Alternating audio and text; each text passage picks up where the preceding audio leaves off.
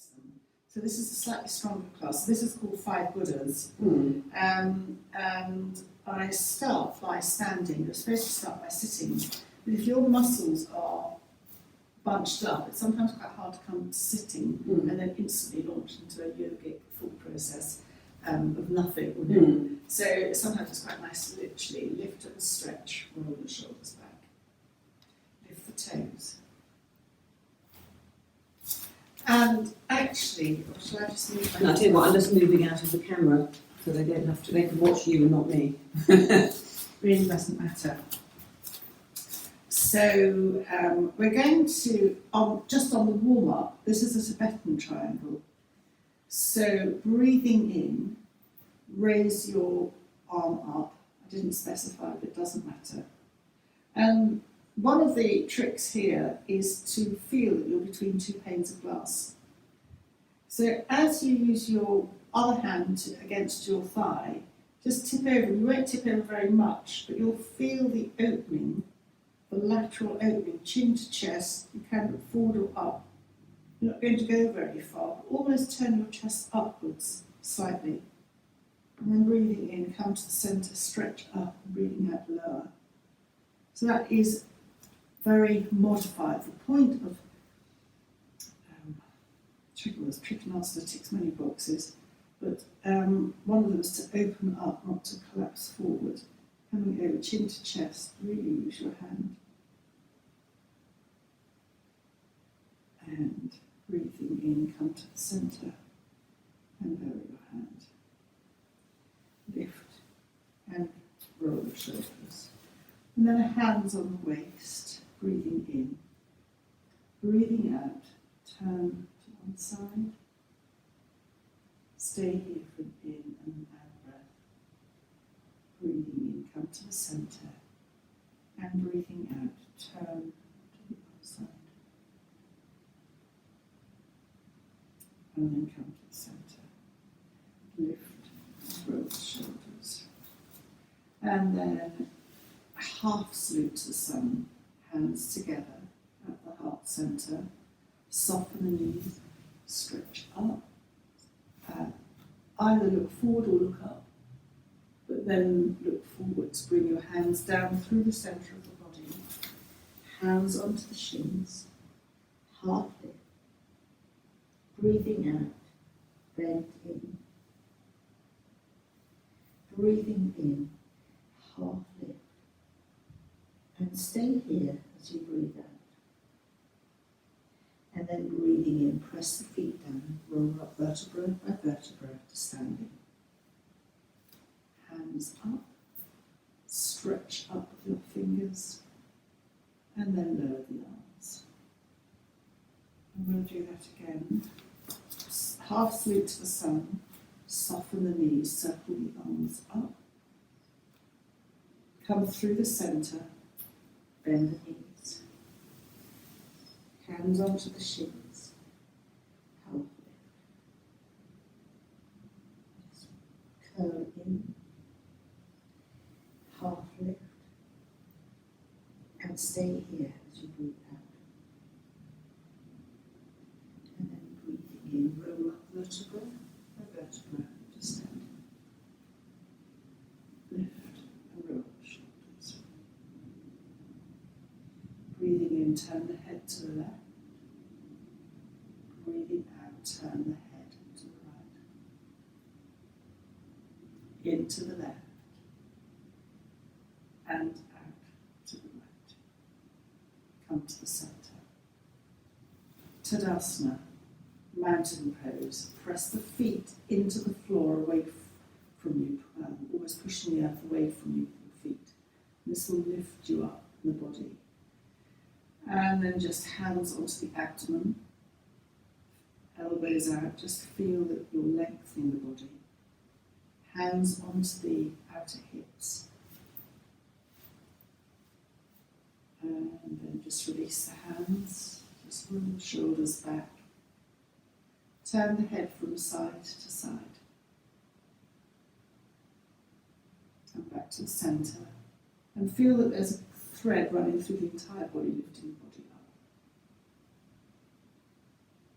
And then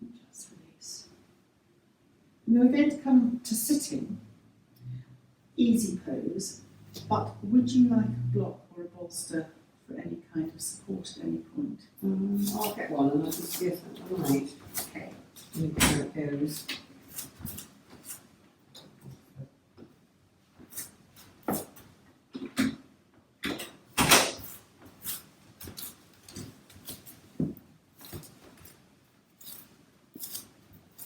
So coming to a seated position,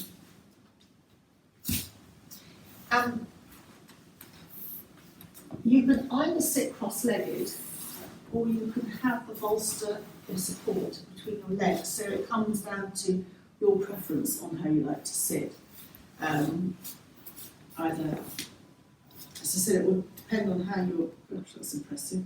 So you can have the bolster underneath you. But if that's uncomfortable, just sit cross-legged. Don't be uncomfortable. So I think your hips rotate internally then, because the rotation of the hips and the socket favours that kind of. I think they probably do. I think when I have a tendency of my feet to roll in slightly. So, well, that's going to be very useful for Trikonasana modification. So it's just coming to stillness, and it is having a moment to reflect on what you're grateful for. And see someone that you love and wish them well, and wish them health, and wish them happiness. And as the breath tends to slow down, you attune to the subtle body. And the subtle body is divided to 5, according to the principles of the 5 Buddhas, the 5 energies that I mentioned before. So they're energy is or subtle bodies is energy flow. And if that energy flow is blocked in any way, and so often it is tenseness, then the optimal body functioning is impaired a little bit. So this is all very helpful for that.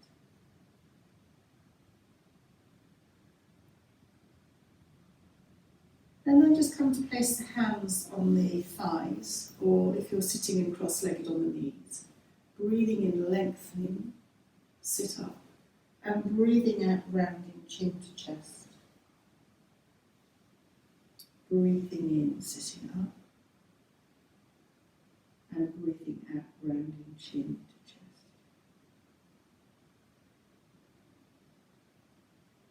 Breathing in, sitting up, rounding chin to chest. So you're just beginning to warm the spine up.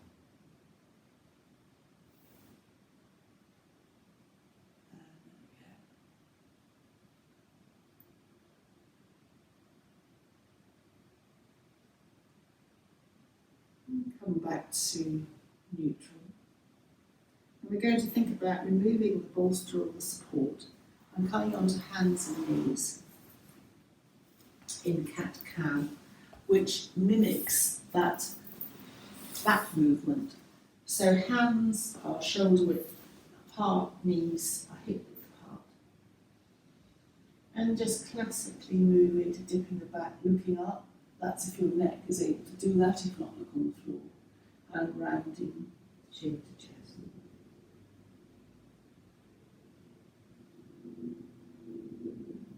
And just a few times breathing in.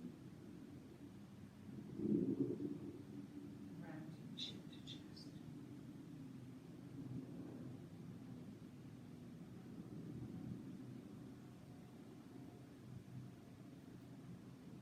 Next time you dip your back with a nod to the core, the back is dipped, you're looking up, take a micro bend with your elbow and just feel the core abdominal muscles engage.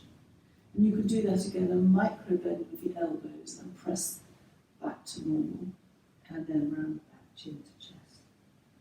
So even something as simple as cat-cow, you are meant to be slightly engaging your lower abdomen, which you do anyway in this pose, but slightly engaging your perineum as well. So basically don't let it all hang out, just slightly, about 10% of your capacity, keep that engagement, that minimal engagement. And that's throughout yoga, because they say that yoga should really be good for the core, because throughout the practice you're always retaining that awareness. And then just tuck the toes under as you next round the back. And we're going to come into downward dog, lengthening the spine and then beginning to lengthen the legs. And feel here that you can widen the legs a little bit and bring the feet slightly closer towards the hands if you want to. And you can extend one leg and bend one knee. That's walking the dog. And you can move quickly or very slowly, extending the other leg, reversing. The head's relaxed. And the heels don't have to touch the ground at any point. It's just aiming the heels to the ground. And then you're walking the dog, maybe swaying your hips. The inside of the elbows are sort of facing one another to make sure that your shoulders are secured into the socket. So, in other words, upper body support here. If you're hypermobile, you can you need to be very aware of alignment just to make sure everything is secured properly. You've got the strength as well as the flexibility. And then begin to bend, extend both legs in downward dog, your downward dog. Bend both knees and then just extend both legs. And then you're beginning to walk your feet to your hands to your feet. And coming into a gentle forward bend, you can keep your knees bent. You can hold your elbows, that's optional, or just keep your hands on the floor. Just let your head relax totally. And then press your feet down as you roll gently up vertebra by vertebra to standing.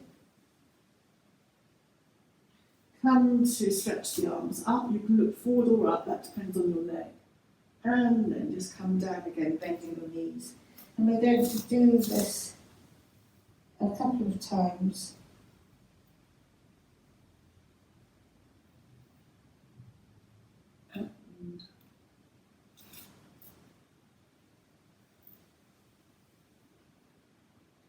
In another style of yoga, Kundalini, they're called miracle bends, so they're meant to almost like cleanse through the aura, all the energy fields. And then coming up to standing. To roll the shoulders. Walk to the mat, towards the top of the mat, hands together. And we're going to come, not into salute to the sun, but again sort of a half salute. Hands up, not totally. Come through the centre, hands to the shins, half lift. Breathe out, just curl in. And then just slide the hands down to either side of your feet. Bend the knees as much as you need to contact the floor, and then step or slide your right foot back and extend your right leg, just stretching it out. And then come to place your right knee on the ground. You can keep your right toes tucked underneath for balance, or just release them for comfort, whatever works for you. And thinking about your balance, you can slide your left foot out to the edge of the mat a little bit for balance. Tummy in as you roll up to kneeling. Open the palms. Look forwards or up. And then head back to the centre. Breathing in, hands up, really stretching up. If you've got the capacity to just come forward slightly, do. If that's too much on your left leg, then bring the knee back to more of a 90 degree. And then just very, very gently lower the hands. Come to place the hands to either side of the left foot. And then tucking the back right toes under, tummy in, perineum engages, lift the back right knee. And just bring the back right foot in slightly.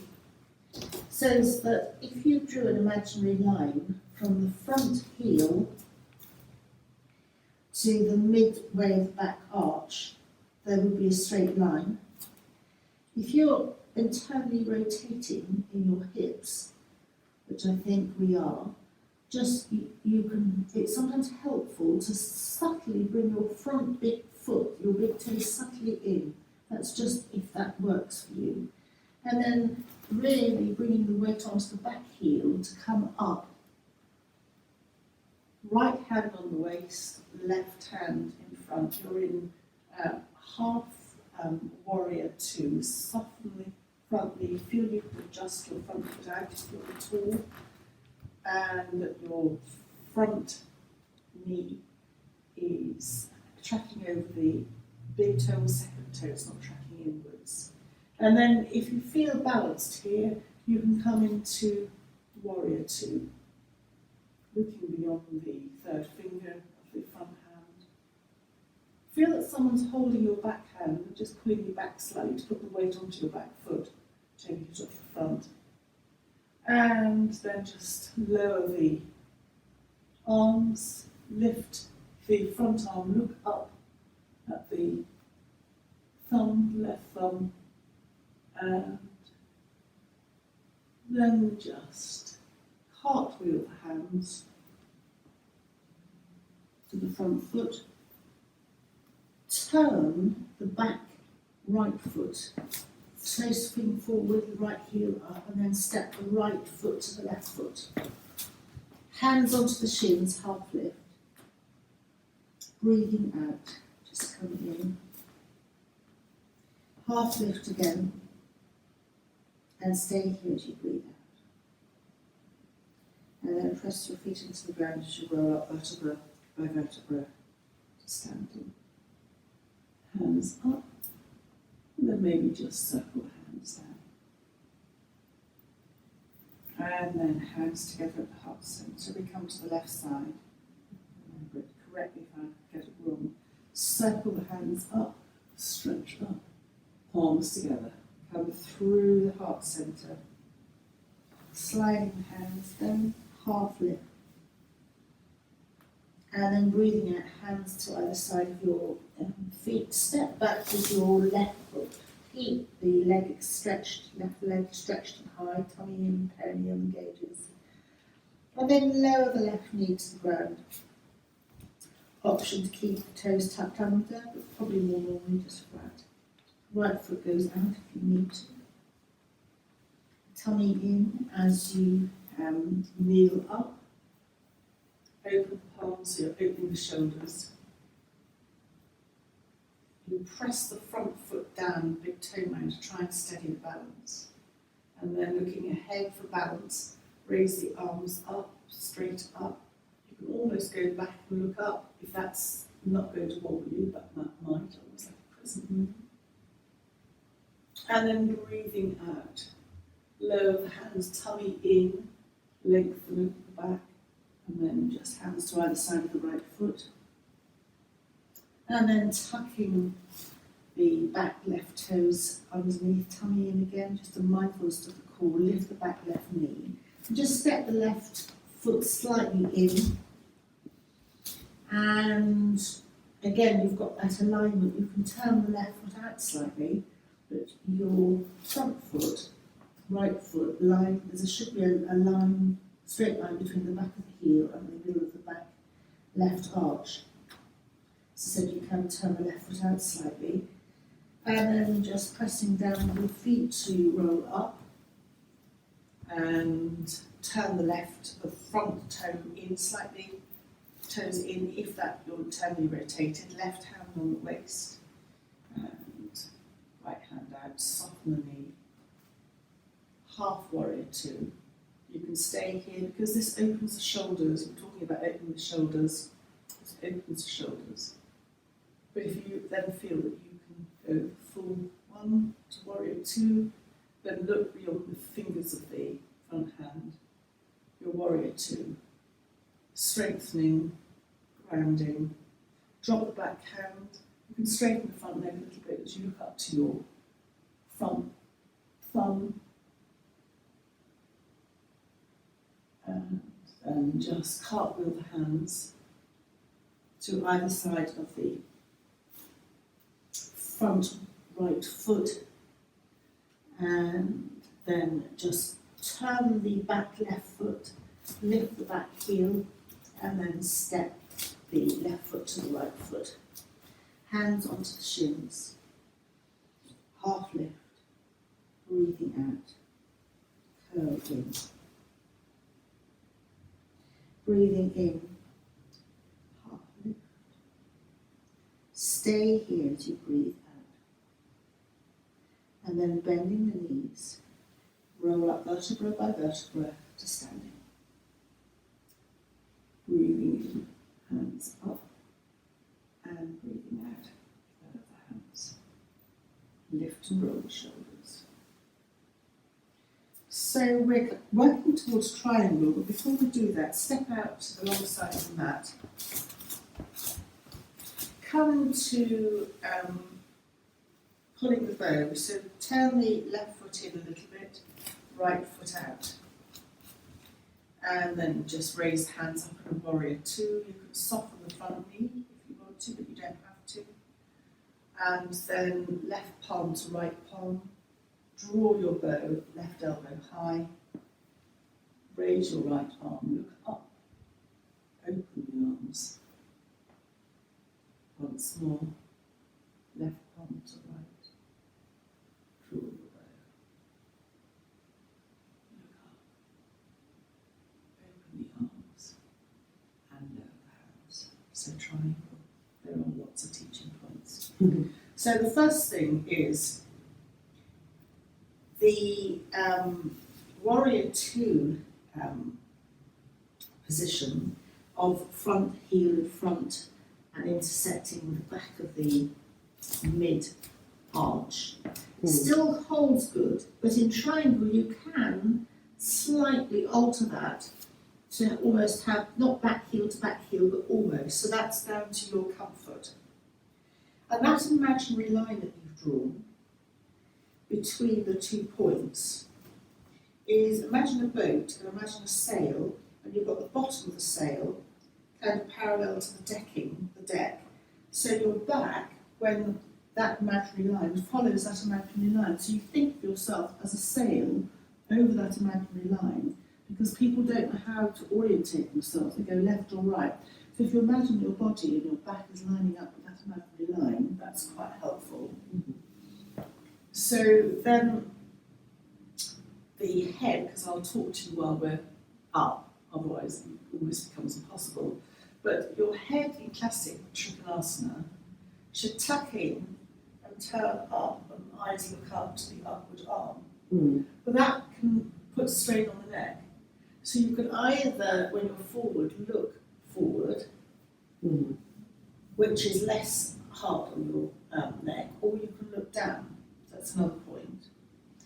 And the other point, which I think is quite tricky, and you can practice it against the wall, we might do that, but just a teaching point, is that Trikonasana is a lateral stretch, and it stretches out the intercostal muscles. I believe it's also helpful for abdominal fat, which you didn't worry about, and various other benefits. It's grounding because it's strengthening. But because it's a lateral stretch, if your hip facing up and your shoulders facing up go down, then in going down, it compromises the pose. It completely loses the lateral stretch. So it's better to go down less and open up than to go down completely and lose it. So in Iyengar yoga, I don't think you've done that Iyengar yoga, have you? Probably at some point, yeah. So the way they get into Trikonasana is they say jump 3 feet apart, which is a massive jump and opens you out even wider, which is in our yoga we tend to do modified, but it would be massive. Then you turn your feet in and out. You're much wider, which might or might not suit you. It doesn't suit a lot of people in yoga therapy, but it might do. But that's just a guideline, just Whether that's too wide or not, I don't know, and then modify in. Mm. But then when you jump too wide, there is a tendency not to put the weight on the back foot. Yes, yeah, because So, you're leaning forward a bit. Because you're leaning forward a bit, but also the back foot, if you could see, literally going in, because I haven't got something quite right there, and I actually need to be putting weight on the outer back heel. Yeah, So in order for me to achieve that, if I bring my foot in, I can put the weight down more on that. So having got to all those points and found your perfect position, your front foot can, if you are internally rotating, turn slightly in, which I find super useful to secure me. But if you've got externally rotating hips, you won't find that helpful. Mm. So then from there, just place your hands on your hips, possibly come to face forwards, just to start with, and then just slightly turn. Keep the left hand on the hip, the left shoulder is open, right hand out, come backwards to come forwards, tummy in, stretch to the horizon, then bring the hand to anywhere on the shin. I suggest higher, but whatever, doesn't matter. And then feel that you're turning to open your left shoulder, tummy is in, perineum engages, and your left hip, but someone's got their hand on your hip. And in order to keep that, you might find your hand goes higher on your right shin. And then slide your right hand down too. And then feel that your back, your left, use the guideline of your left side as your back is parallel to that parallel line on the ground, and that your left side and right side are evenly stretched, easy to crunch up on the right side. And then choose your head position, looking down, looking forward or looking up. If you look up, chin in. And then you've got the option of staying here or lifting the left arm upwards, and the left arm and the right arm should be in total sync. So if I were, it's pretty good, but that would need to come back slightly to be perfect. And I would need to bring you back because you're coming down, to open you there and there. So come back out again by bending your knee and coming up. There are lots of teaching points, it could drive you mad. Yeah, it's quite good because I do have that difficulty sort of really opening, tending to fall forwards, and maybe that should be slightly higher up on the shin or something like that. So I wanted to show you then, we'll do the other side, but I wanted to show you two other teaching methods that might help. One is with a chair, and one is with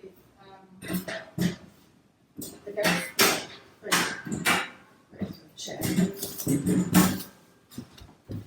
Because the trouble is, there are so many teaching points. They were covered by someone called Eric Schiffer. I've got his book. It's almost been one of the most tricky things to get it right. We'll do the other side. So standing out, it's the right foot in, isn't it? I've done it. I did it all the wrong way around the Okay, first time, so I'm going to be doing it the other way. Yeah. Don't look the other way. So get your imaginary line lined up, and you've got to feel comfortable. So the back foot almost, that you can put weight onto the outer edge of the back foot, rather than crunch down, that your foot's evenly spread. And then just hands on the waist. Slide your front foot out if you think you're going to be comfortable. Make sure that the knee isn't coming in, that the knee is tracking between the big toe and the second and third toe, but it's not coming in. Right hand on the waist. Put the left hand out. Come back to the right to come forward, stretching tummy in to the horizon, and then when you've stretched enough, put your hand on the shin. Right hand on the waist. And then open out your right shoulder, your right waist is opening out. Your side of your body should be parallel to the floor, and the sides of the body should be stretching, so you're leading from the chest. I'm bringing in different teaching points because there's just so many on triangle. And then either choose your neck position, forward, down or up, and lift your arm up if you need to, and then again, suddenly whacking somebody on correction is not good. Your arm is going back, so if I, yeah, Oh, right, yeah. so that even more, but and then I'm not going to, but I would turn you there, and your leg is bent, but that's fine. But it's just saying it's bent, and then you need to stay there for about 10 to 20 breaths to kind of really get into the stretch. But I would say come out when you're ready to come out. So I wanted to just come forward to decompress from that, because I wanted to go through that again with 2 areas and then just come up. I'm not picking you apart, I'm just, the right leg was bent. Yes, it wasn't very stable. I wonder if It was a bit crunched up, I think. what's happened was on the right side. Yeah, this way, wasn't it? When you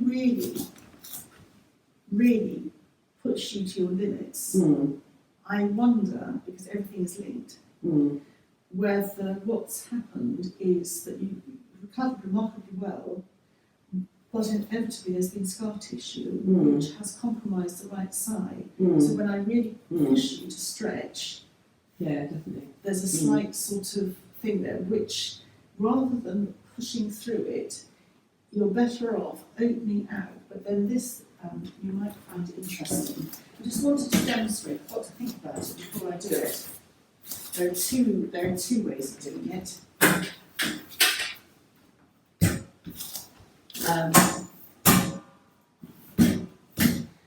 And it's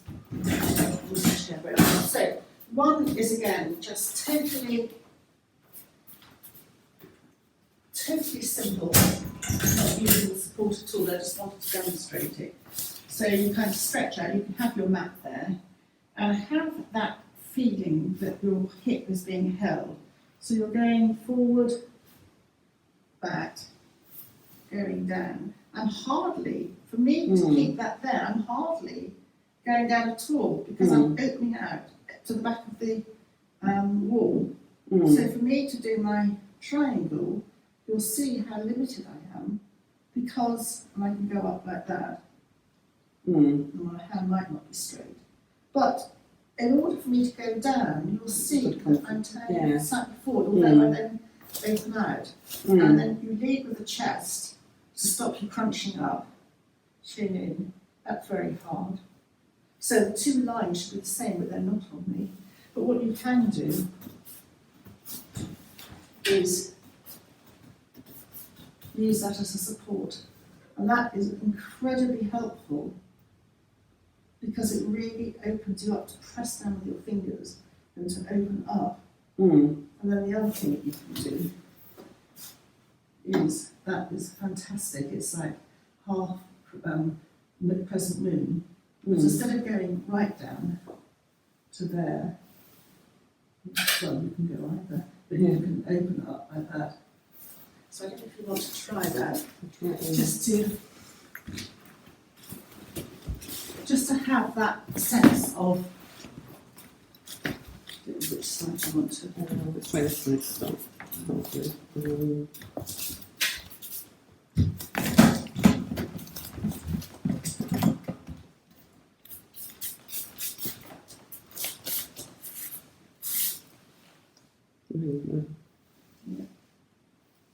Oh yes, it's keeping this.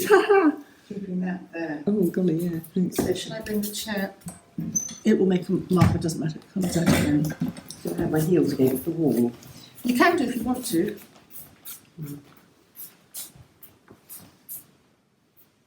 Oh, so to do that to start with, and then it's like that, isn't it? Yes, okay, yeah. And you're not going to, it's almost impossible, I think, but it just starts to show you how off the original we are. But don't forget, things can be twisted, things can be not 100% right from birth. you can use the hand. Yeah, so it's so much harder. It's pretty good. You would say come down further, but I think further would be... I can feel it here. Yeah. So I would say don't beat yourself up about it, and you will come forward a little bit, but it's just as a trial to do it against the wall to show you how much of a stretch you need to do, you're sort of I need to do. Feeling it in here. Let's try the other side. Yes, it just shows me how much I'm coming forward as well. It's not something that's practical in an Ashtanga but it is as a teaching aid, and this comes into Iyengar yoga a little bit. I did Iyengar yoga for 8 years at the Bank of England. I really unpicked my yoga technique, which is useful for learning how to understand. So, as you see, you're pretty good, but that is not what your normal triangle is like. Yeah, that's better on this side than it is on the other side, actually. So if I'm going to be then very critical, bring your core in. So tummy in, core in, and you should be doing that all the time. You did ask me about cores, so I just thought I'm terrible. I don't bring my core in at all, which is why I need to. Yeah. But I'm just pointing out. Yes, exactly. So I always remember the girl that taught us at work, and Mula Bando and Udiana Bando, shouting at us. Mula and Udiana Bando. Yes, okay.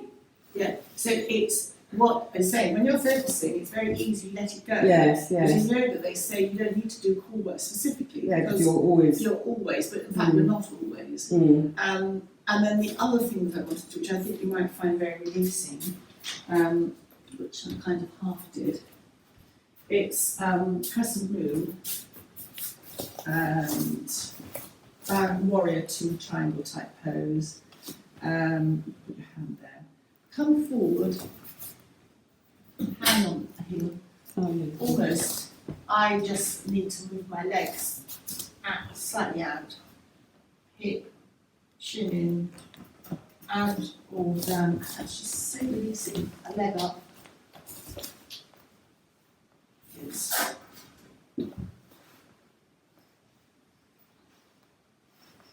trying to. And then hand up if you need to. If not, put your hand on your waist. But because you're secure, I'm a little bit happier to do a correction, which you don't really need, but it would be just putting my hand there and just rotating you up. If it's too much on your hand, put your hand on your waist. So that's going pretty good, but...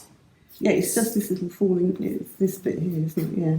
Core in and coming out. Yes, as I said, it's you've got the chair to come out to help you out when you're ready. Yes, and to help you get in it as well. You would need to then go on the other side, which I quickly go on the other side. To even up.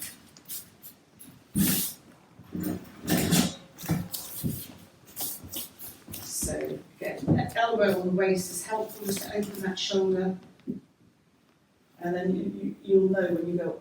The shoulder collapses in, but you will set the upper body and opening the shoulder.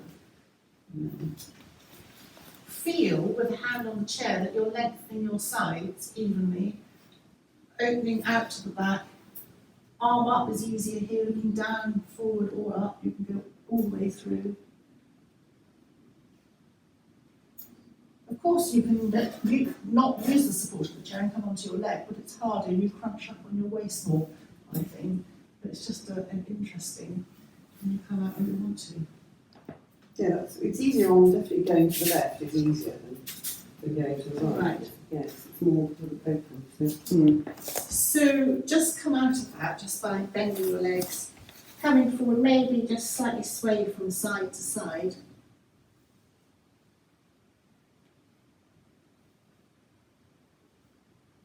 And then just very, very gently coming up. I think that's just useful to go over, as you said, the Trikonasana, but it then opens out bits of us that collapse down without us realising Yes, yeah. So this next one does exactly that. Come to the right, or turn to the front of the mat. Yes. Step forward the right foot, back foot, left foot out slightly. In this this comes into lungs because you've got meridians in the hands. So lift and roll the shoulders. Now you can either have your hands at the wrists or at the elbows, or reverse prayer, which really, really shows up, as I'm sure I've said this before, where we are closing down a little bit. Lift up by literally lifting your chin up, looking up. Tummy in as you come upright with your head. You might want your right foot out slightly more to the right for balance. Lead with the chest, and then come forward over the right leg and release your head, trying to keep your palms together. I find that incredibly hard when elbows apart. You can soften your front knee, you don't have to keep it straight, but actually keeping it straight has a benefit, because you keep it straight, you're opening up your right hip, and then soften the knee and come up. I think that's incredibly hard to do well, because the hands there can, hold on, and then just shake your hands out. And we'll come to the left side. And again, left foot out more to the left. Choose your position that you could break with your hands back in the first prayer. And also look up to go and lean forward with the chest, bringing the head forward. You can soften your front knee as you come over, and then maybe straighten it, or go just towards straightening. It doesn't have to be straight, just releasing, relaxing forward. Elbows out to the side. Feel that you're lengthening your chest, that you'll lengthen your sides. You would normally stay here for 5 to 10 breaths, but again, this is quite a strong pose, so I need to get us out of your breath, soften the front knee. Coming up, you come up in as you go out, so you lengthen the chest and then come up. And then just release the hands. And then I'm going to do half-legged dog, lift and roll the shoulders. Hands at the heart centre. Soften, slide down onto hands and knees.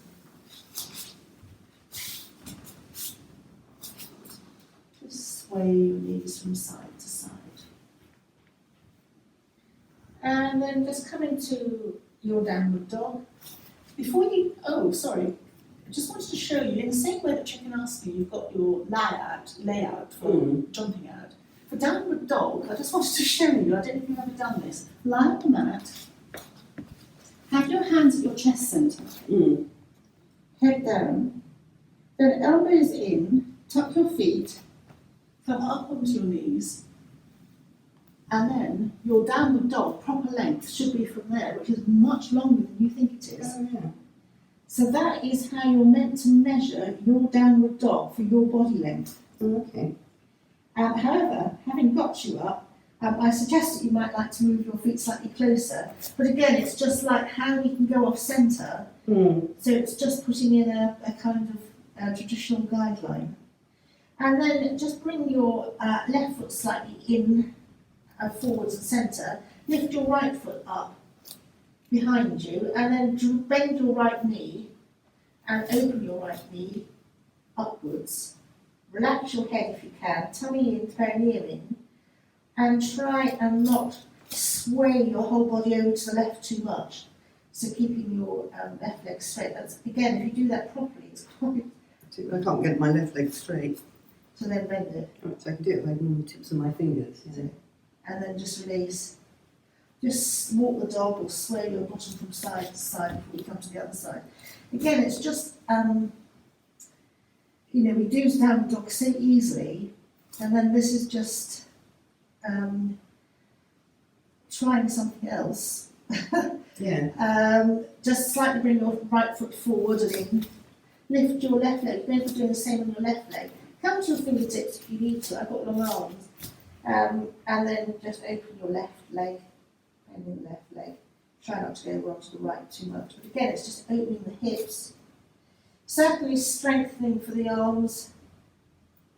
Try and relax the neck and then just come back and then just walk your feet to your hands, you put the hands to your feet and come forward into a forward bend. You can hold your elbows.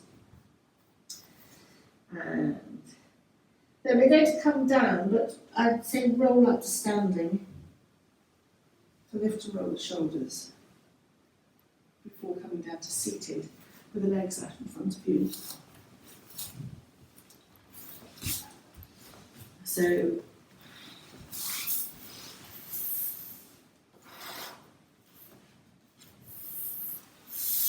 in a fast Ashtanga flow, although you would never, people have asked me about this, although you would never see me do it, the way I cope is by constantly putting in little small things. So when I go back into downward dog, if I know I'm stepping forward, my stance is slightly shorter, I bring one leg, the leg that I'm going to bring forward, I bring it slightly in and forward to lift it up, to come forward. But as I come forward, I bring my weight onto my back leg to minimise the strain on my knee. Right. So I'm doing constant little adjustments as I'm going. Yes, yeah. That in an Ashtanga class, unless you were watching me very closely, you would never notice. And then that way I can kind of keep up and keep reasonably safe. Yes. But I think it's quite useful, as you said, for Trikonasana, all these various teaching points. You're not going to, in a normal class, have time to do all that. No. You remember some of the points, maybe.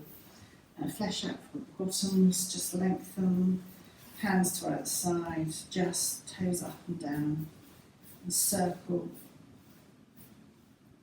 And the thought from at this point is, ignorance is the basis of all other afflictions, leading to jealousy, anger, and ignorant desire.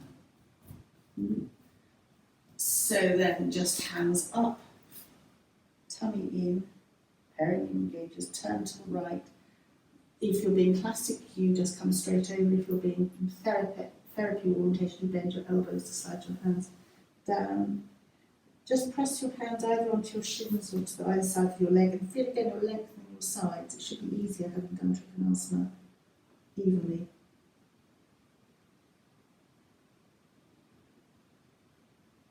And then slide your hands up,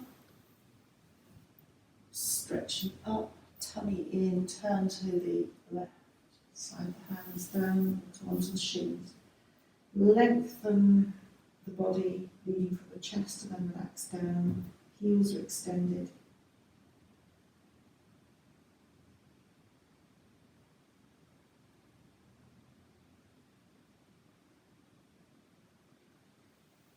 And then just come to upright. If you've got long hands, you can slide your hands down the centre. You can hold your big toes, but again, that's length.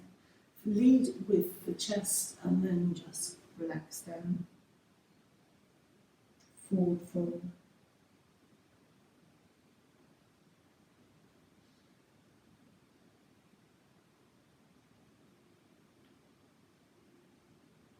And then just slide the hands up, hands under the knees to soften them. And unusually, we're going to come onto our tummies.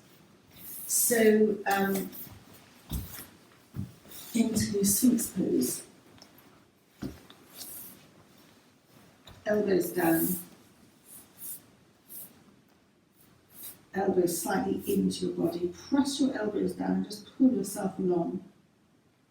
And then press down with the elbows to be comfortable.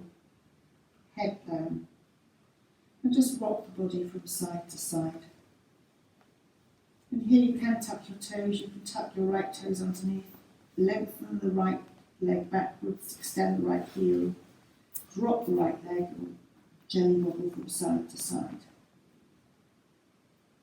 And then extend the left toes, tuck them under, left heel, lengthen the left leg, and then drop it and wobble.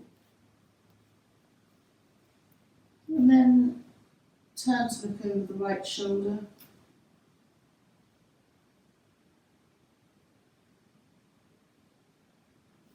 Bring, when you're ready, the head back to the centre. And turn to look over the left shoulder.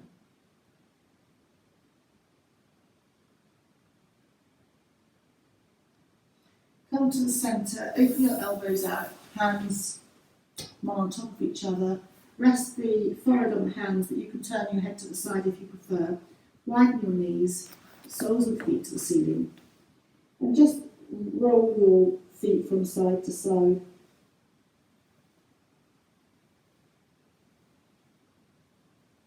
You can roll your ankles as well if you want to. And then release the legs back down to the ground. Bring the legs closer together, slide the hands back. And we're going to press down to come onto the knees. You can, if you want to, come into plank, which you mentioned core, just in a straight line, heels up, tummy in, perineum engages, look down, and then put your knees to the ground. And come to sitting, but I hope I can explain this. Come to kneeling, slide the right leg forward, crossed over the left, so it's like a pigeon, and then come to sit between the knees, between the legs. If you need a bolster underneath you, then fine, have a bolster.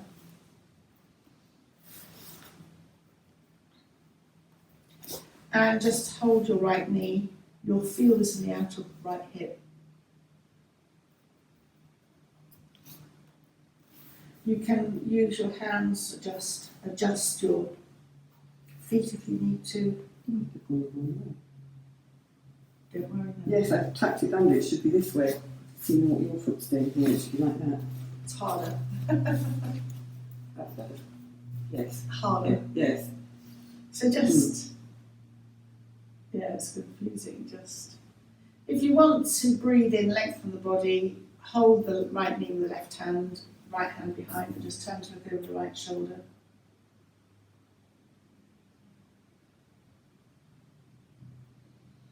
Come back to the centre. Just lengthen the body and just nod forward.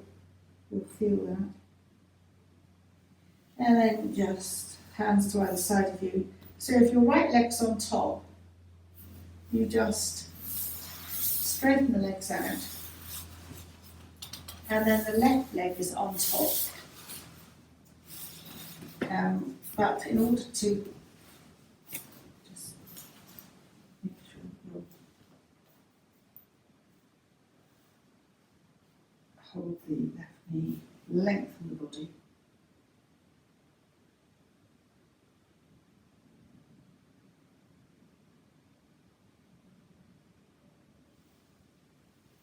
Turn to the left, right hand on the left knee, left hand behind and turn.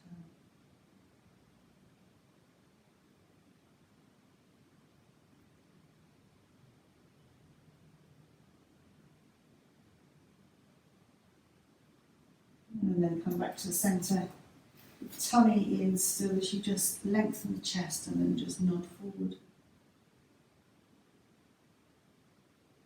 Now unravel your feet and come to a seated cross-legged position, easy pose, hands on the heart. And neck rolls. So in the tradition, you would neck roll properly by circling the hip totally. But that's rather found on these days. So we'll do half neck rolls, up to the side, and then down. There are advantages to doing total neck rolls, but there are all kinds of cautions if you're a certain age, but there are advantages. So I leave that to you.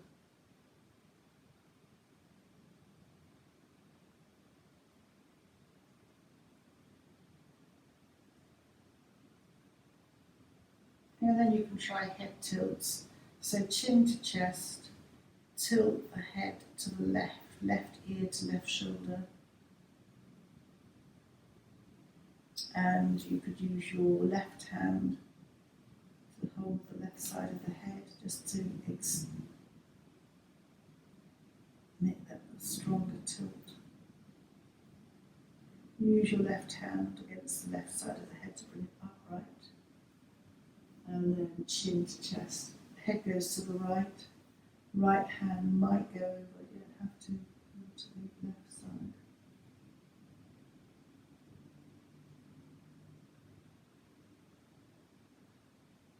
And then right hand slides to the right side of the head to support you as you come up. Change your chest again.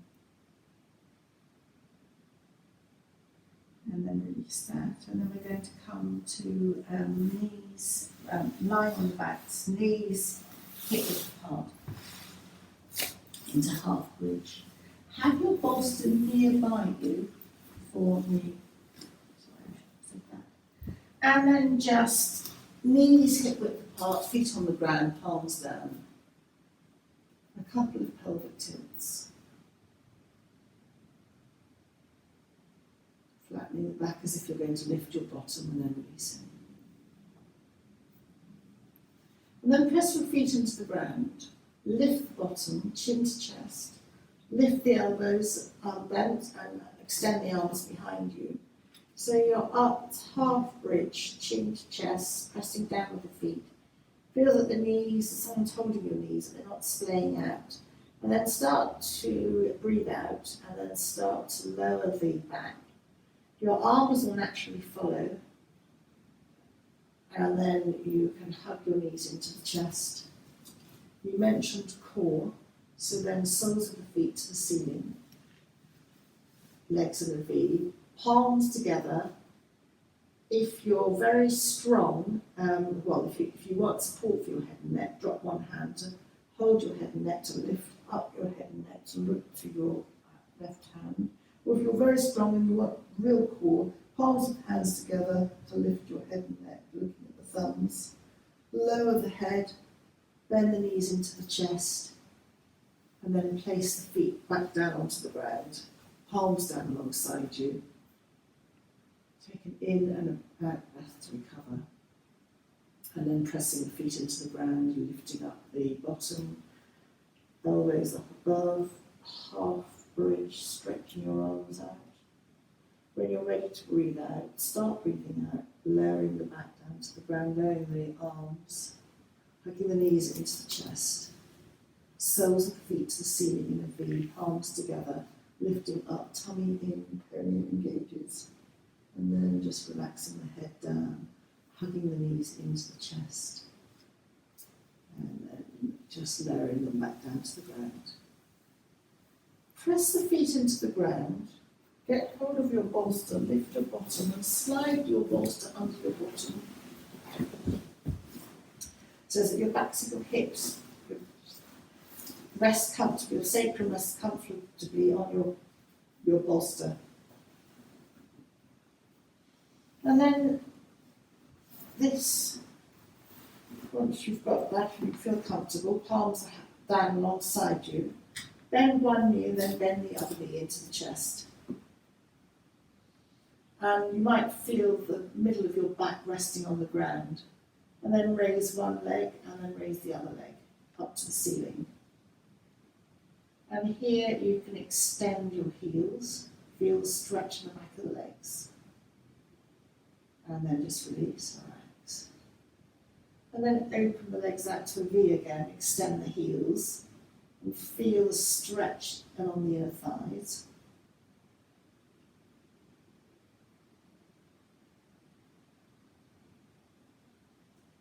And then bring the legs back together. And then circle both ankles in one direction.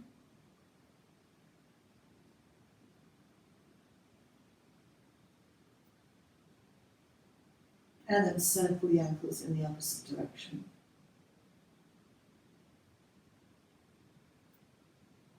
And then have the left leg coming towards you, extending the left heel.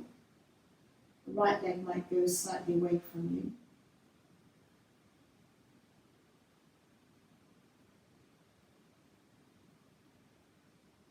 You could extend that further by dropping the right leg, bending it and pressing the right toes on the ground.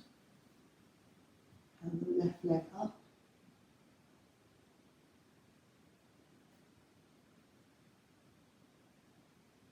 And then reversing that, so as the left leg comes in, the right leg comes in, the left leg goes to the floor, right leg goes up. The other way around, so you have your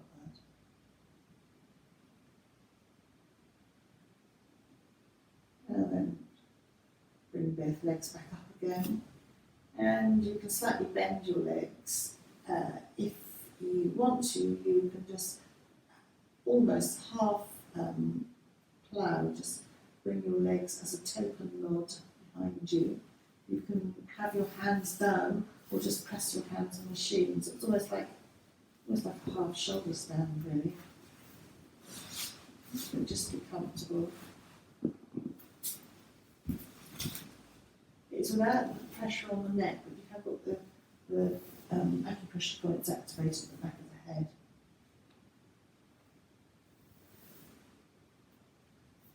You can use it as support. I'm not great at this. And actually come off into plough, lifting up. That's much stronger. Coming full shoulders there. You want to be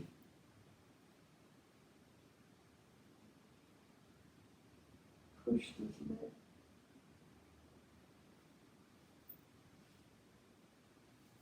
If you're in full shoulder stand, just try crossing your ankles. It will lift you up and release, and then crossing the ankles the other way, which again will lift you up.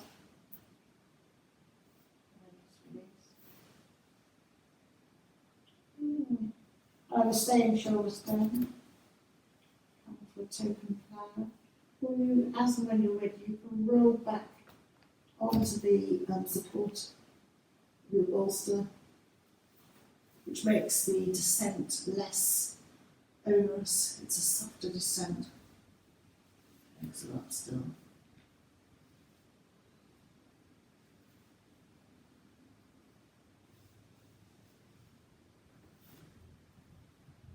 And very gently bend both knees. Bring the feet to the ground. And you'll notice that the feet to the ground, that you're supported at the hips, that the blood's kind of running, going back to the heart. It's just a supported, restful couple of breaths here.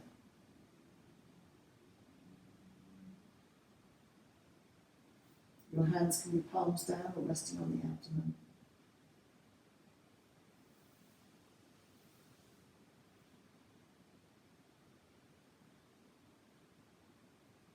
And then just very gently press the feet down to release, take the bolster out from underneath you. Let the bottom go down to the ground. Press the feet down, lift the bottom up to the right, cross right leg over left. And let the knees go to the left. Hands either on the tummy or out like a tree.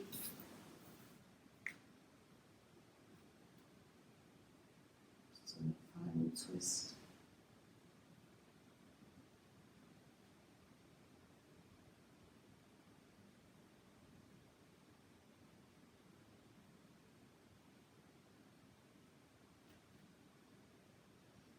Tummy in and perineum engages to bring your knees back. Uncross your legs, press the feet onto the ground. This time lift the hips to the left. Left leg goes over right. And drop your knees to the right. Your hands can go comfortably anywhere. Out like a tree or resting on your abdomen. Your head might turn slightly to the side.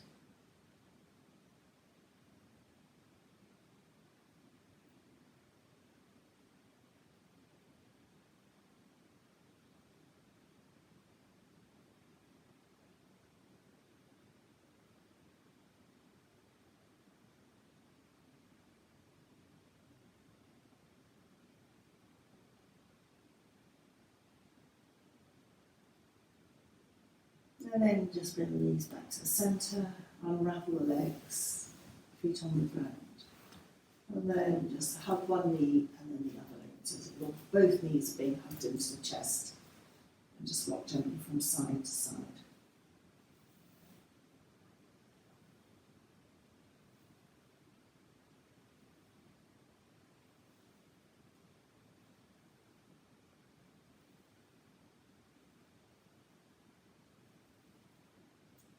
Come to the centre, just release the feet back down to the ground. And you can either have constructed rest, which is feet out to the edges of the mat and knees touching, or come to just relaxing lying on the floor totally. And the 5 Buddhas, the 5 energies that we mentioned at the beginning of the class, there are 5 subtle energies. They're the physical energies, but there are the subtle energies affecting our mind. You've got the physical body, and then you've got various subtexts of emotional bodies, and it's divided up. Thinking and thought and mind are all subtly different. So this is just an acknowledgement to the fact that there are 5 bodies, sheaths or outer layers, and they're all interconnected. So if we're very stressed, that body that surrounds us will then permeate through to our physical body, and then out again to the utter subtle essences. And the physical quality of the essences will show up as being contracted when you're stressed. And so your whole aura is meant to contract when you're stressed. It's not effusive and creative and open. Your creativity tends to often not operate as well when you're very stressed. Which is why mindfulness practices tend to be helpful for creative thinking, because it frees your mind from a tenseness and some stress thought processes.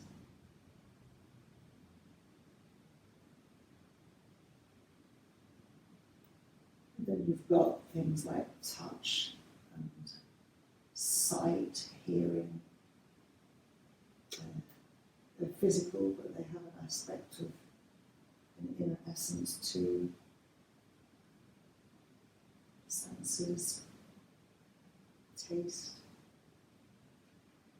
and then just release, relax. Come to hug the knees into the chest once more. Maybe circle the ankles in one direction and the other.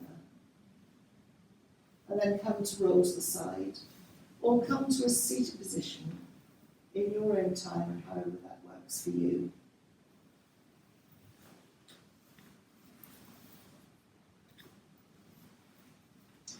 And then this time have your feet out in front of you.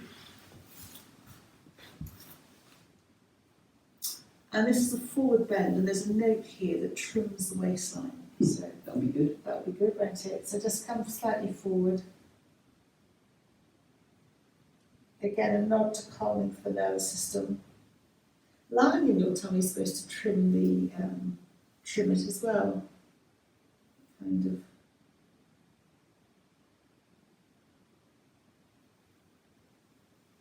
And I can see here that the 5 energies are mentioned again in the almost like the breath aspects. So, and that it links back to Ayurveda. So Apana energy is almost like a physical or breath energy that pervades around the lower abdominal area down through the legs, that has an effect on our elimination processes, or letting go of stuff. And then the next one is Samana, which is a subtle energy around the waist, affects our digestion, our enzymes, and what we transform in life. So what happens to us and actually how we handle it, how we transform that experience. And then the next one is Prana, which is very much more heard of. Prana is our inner energy. Pranayama is breath work affecting our prana, our chi, in other traditions, our energy force. And then Udana is very much the upward energy coming up, going to the top of the head. So yoga classifies very simply diseases of the head, including the dementias and Parkinson's, as energy being blocked going into the head, which is why lifting and rolling the shoulders is so helpful, and breath work up and some of the humming bee breath, where you assimilating the energy into the resonation, the vibration into the head. And then Vyana, all pervading energy, all the joints, flowing around the body like water. And then just come to either stay where you are or maybe come into a cross-leg position. And take a moment to come back to the original thought as we started the class, to think of someone close to you, wishing them well, happiness, joy, positive thoughts. And then have a thought for you for the day.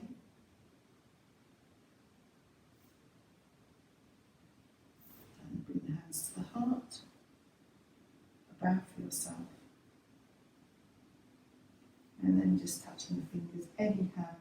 Kind thoughts, lips, kind words, and heart, kind deeds.